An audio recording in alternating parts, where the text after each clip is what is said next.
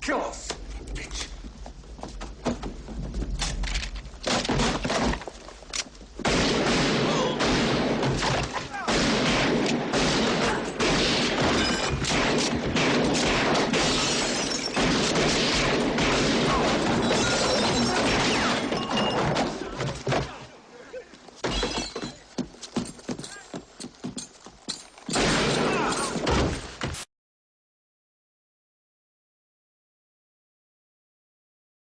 A Kentucky pastor wants you to go in peace with your peace. He's holding a kind of bring your gun to church day.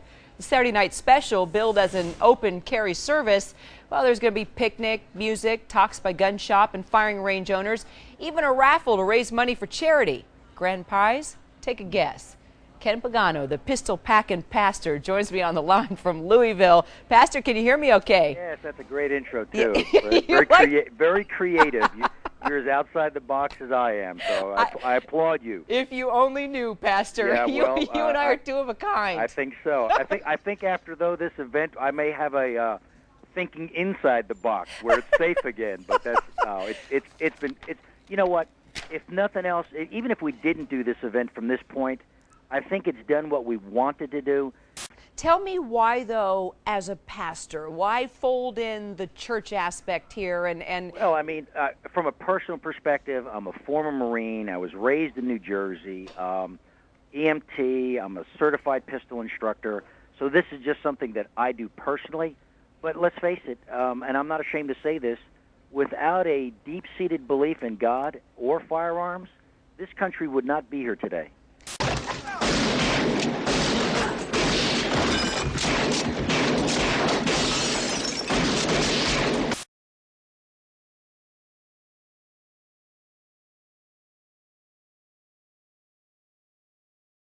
And let me just ask you as a pastor, because, you know, there's a number of very strong Christian types, possibly within your church. You'll have to tell me if anybody's come up to you. Well, let me ask you this. Has anyone in your congregation come up to you and said, Pastor, are you crazy?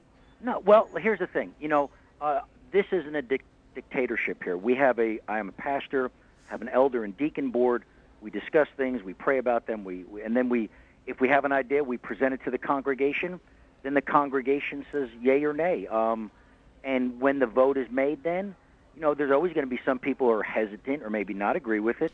Well, if this is what we all choose to do, then we're going to support it now.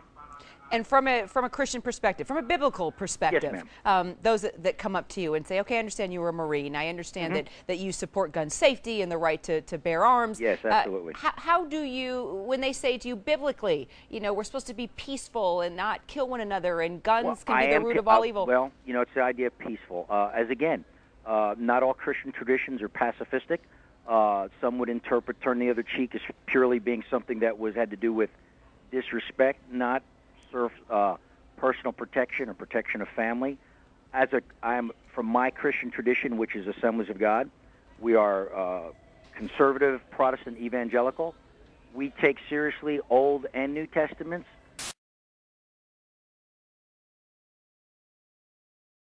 Try to synthesize them the best we can, and it's not just the words in red that we go by.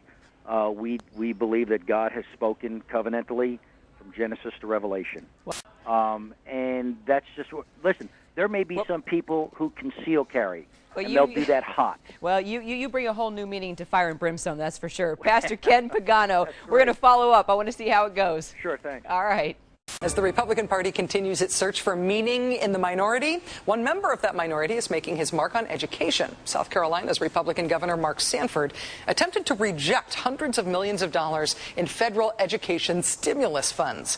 He and 3 other governors also refused to join an education initiative that would create common academic standards in math and English, meaning that Governor Sanford does not want the following for South Carolina schools: money or uniform standards. Fine. Want to know what he does want for South Carolina schools? Guns. This week, Mr. Sanford signed into law a bill that would allow loaded guns on school property. Because really, it's firepower that unlocks a child's true learning potential?